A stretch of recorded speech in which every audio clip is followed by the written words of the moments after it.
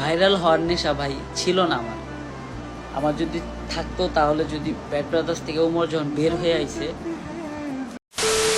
Hello guys, আসসালামু আলাইকুম। সকলেই কেমন আছেন? আশা করি প্রত্যেকেই ভালো আছেন। সো বন্ধুরা, চলে আসলাম নতুন একটি ভিডিও নিয়ে। বন্ধুরা, আজকের ভিডিওতে থাকছে একের পর এক ধামাকা। তো এগুলো মিস করতে না চাইলে ভিডিওটি আজকে না টেনে সম্পূর্ণ দেখুন।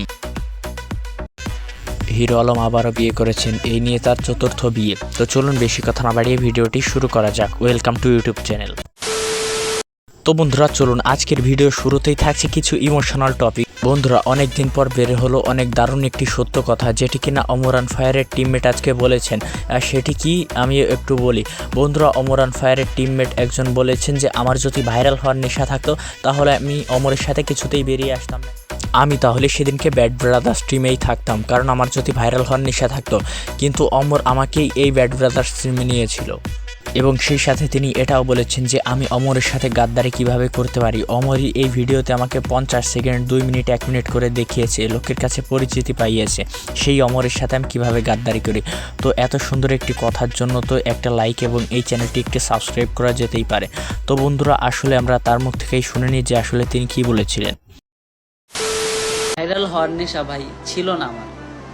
আমার যদি থাকতো তাহলে যদি ব্যাড ব্রাদার্স থেকে ওমর যখন বের হয়ে আইছে তখন আমি চাইলে ওইখানে থাকতে পারতাম, আমি উমরের সাথে চলে আসতাম না।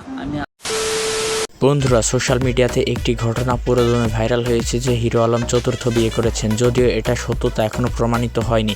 আপনাদের কি মতামত এই বিষয়ে সেটি অবশ্যই কমেন্ট বক্সে জানিয়ে যাবেন। বন্ধুরা, বাংলাদেশে কি পাগলের খনি নাকি আমি বুঝতে পারছি না। পাবনা তুমি কি ব্যর্থ নাকি পাগলাগারদ দিয়ে? তো এটি কেমন করে সম্ভব? একজন মানুষ আল্লাহকে ছেড়ে একজন হিরোর জন্য নামাজ পড়ে। সে বলে যে আমি তাহাজ্জুদের নামাজ পড়ি শাকিব খানের জন্য, আমি আজকে হিরো রাতে চুমু খেয়েছি, আমি আজকে মরেও শান্তি পাবো। বন্ধুরা, এটা কি চলছে বাংলাদেশে আমি বুঝতে পারছি না। এখন সে বলছে তার স্বামীকেও নাকি সে ছেড়ে দিতে প্রস্তুত শাকিব খানের জন্য। জীবনটাই বিনোদন, সত্য কথা। তো ঘটনাটি এখন সোশ্যাল মিডিয়াতে পুরোই ভাইরাল। অনেক সেলিব্রিটি এই পাগলকে নিয়ে ভিডিও বানাচ্ছেন এবং নয়ন আহমেদ রুবেল ভাইও একে নিয়ে কথা বলেছেন। জিনিসটা খুবই ভালো লেগেছে। তো আসলে শুনুন তার মুখ থেকেই যে তিনি কি বলেছিলেন এই শাকিব খানকে নিয়ে। আমার স্বামীকে ছেড়ে দিতে হবে, আমার স্বামী তো আমি করবোই না শাকিব খানের জন্য, করবোই না। ধরেন আমি সিঙ্গেল থাকবো আজীবন, কিছু কিছু মানুষ তো সিঙ্গেল থাকে, সিঙ্গেলই থাকবো। কারণ শাকিব খান একটা কথা ক্যামেরা আসলে বলতে নাই, কথাটা আমি রোজ কাঁদি, রোজ কাঁদি।